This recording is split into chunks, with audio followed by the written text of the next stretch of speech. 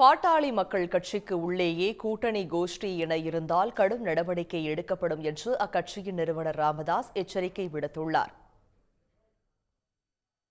மாமல்லபுரம் அருகே திருவிடந்தையில் பாமகவின் சித்திரை முழு நிலவு மாநாடு நடைபெற்றது. பாமக தலைவர் தொடர்பான மோதலுக்கு பிறகு ராமதாசும் அன்புமணியும் ஒரே மேடையில் தோன்றினர். மாநாட்டின் தொடக்கத்தில் நடத்தப்பட்ட ட்ரோன் ஷோ அனைவரையும் கவர்ந்தது. மாநாட்டில் உரையாற்றிய பாமக நிறுவனர் ராமதாஸ் 2026 சட்டமன்ற தேர்தல் கூட்டணியை தாமே முடிவு செய்ய உள்ளதாக தெரிவித்தார். யானை சின்னத்தில் தனித்து நின்று 4 தொகுதிகளை வென்ற பாமக கூட்டணி சேர்ந்து 5 தொகுதிகளை மட்டுமே வென்றதாக அவர் குறிப்பிட்டார். நிர்வாகிகள் முறையாக உழைக்காததே இதற்கு காரணம் என கூறிய ராமதாஸ், இனி அப்படி இருந்தால் ஒவ்வொருவரின் கணக்கையும் முடித்து விடுவேன் என ஆவேசமாக பேசினார். வெளிப்பூச்சு, வெளி வேஷம், வெளி பேச்சு, கூட்டணி, அந்த கூட்டணி, இந்த கூட்டணி, கட்சிக்குள்ளே கூட்டணி, கட்சிக்குள்ளே கூட்டு, இதெல்லாம் நடக்காது தம்பி, நடக்காது கண்ணு.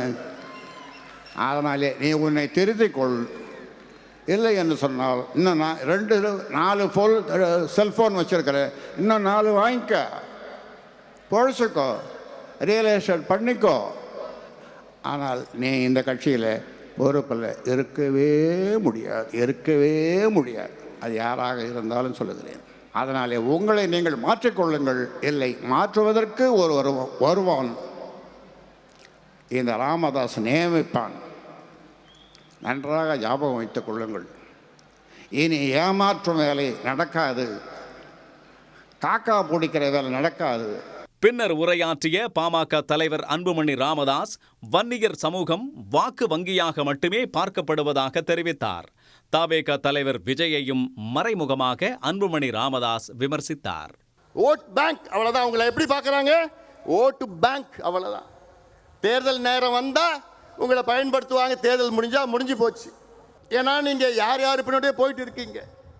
அடுக்கு மொழியில் வசனம் பேசினா முன்னாடி போயிட்டு இருக்கீங்க. சினிமாவில் நடிச்சா போயிட்டு இருக்கிறீங்க. தமிழ்நாடு அரசு ஜாதிவாரி சர்வே நடத்த வேண்டும், வன்னியர்களுக்கான 10.5% இடஒதுக்கீட்டை அமல்படுத்த வேண்டும் என்பன உள்ளிட்ட 14 தீர்மானங்கள் இந்த மாநாட்டில் நிறைவேற்றப்பட்டன. அனைத்து சமூகங்களுக்கும் அவர்களின் மக்கள் தொகைக்கு இணையாக இடஒதுக்கீடு, பட்டியலின மக்களுக்கு மக்கள் தொகைக்கு இணையாக கூடுதலாக 2% இடஒதுக்கீடு வழங்க இந்த மாநாட்டில் வலியுறுத்தப்பட்டது. பாமக மாநாட்டையொட்டி கிழக்கு கடற்கரை சாலையில் கடும் போக்குவரத்து நெரிசல் ஏற்பட்டது. இதனால் வாகனங்கள் பல மணி நேரம் ஊர்ந்து சென்றன. உடனுக்குடன் செய்திகளை தெரிந்து கொள்ள சன் நியூஸ் பெல் ஐகானை கிளிக் பண்ணுங்க.